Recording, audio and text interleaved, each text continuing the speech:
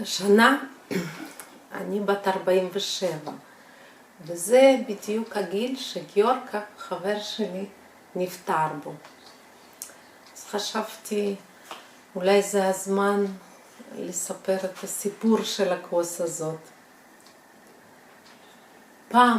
פעם, כששנינו היינו סטודנטים, אמרתי לגיורקה, מה אתה חופר שמה? עוד 1000 שנה ארכיאולוגים יחפשו את הקרמיקה שלי. והוא הסתכל עליי ואמר, עוד 1000 שנה, אנה, ארכיאולוגים יחפשו את המחשב שלי.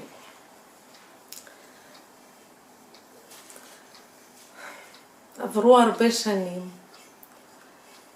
בוקר אחד גיורקה שתה את הכוס נס קפה שלו, הלך לחפירות, חפר מה שחפר, ולא חזר משם.